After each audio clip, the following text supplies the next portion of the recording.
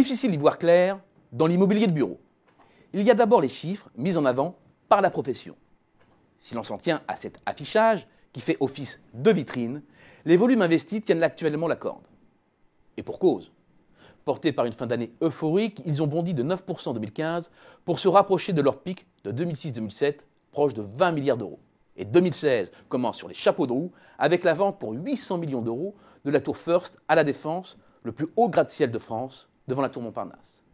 Dans un monde qui croule sous les liquidités, à la recherche désespérée de rendement, les investisseurs du monde entier s'arrachent à prix d'or les immeubles les mieux situés, bien conçus et bien loués.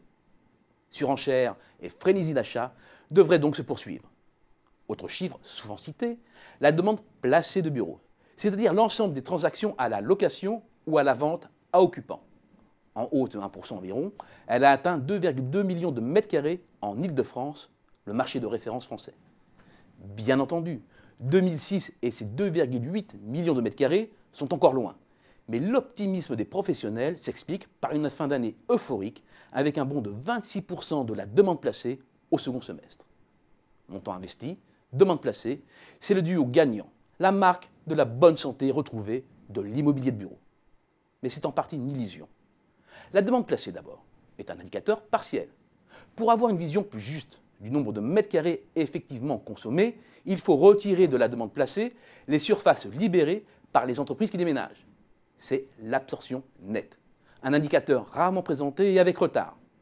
D'après les calculs de l'IEIF, l'absorption nette est de 630 000 mètres carrés en moyenne depuis 1984. En 2014, elle a été seulement de 359 000 et rien n'indique que la barre se soit redressée depuis. Autre signe qui ne trompe pas, la permanence des soldes dans l'immobilier de bureau. Le loyer facial, c'est la théorie. La réalité, ce sont les mesures d'accompagnement.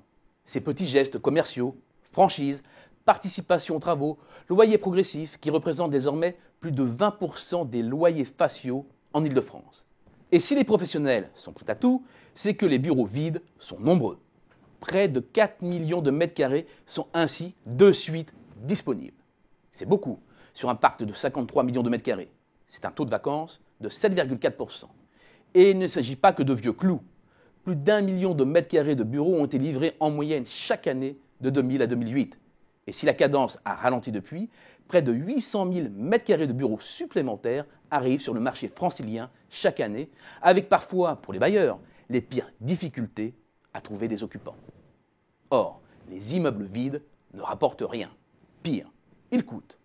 Aux frais attachés au financement de la construction s'ajoutent des charges de gardiennage, d'assurance, sans oublier la taxe sur les bureaux, de 10,02 à 16,89 € par mètre carré depuis le 1er janvier 2016 dans la majorité des communes d'Île-de-France.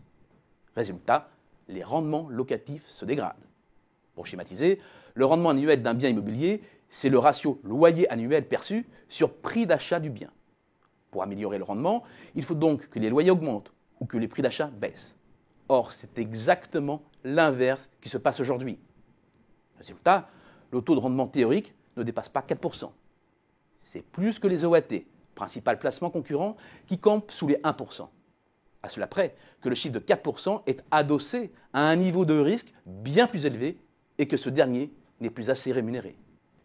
C'est donc bien plus l'espoir d'une plus-value et non le rendement locatif de l'actif lui-même qui pousse les acheteurs à acheter.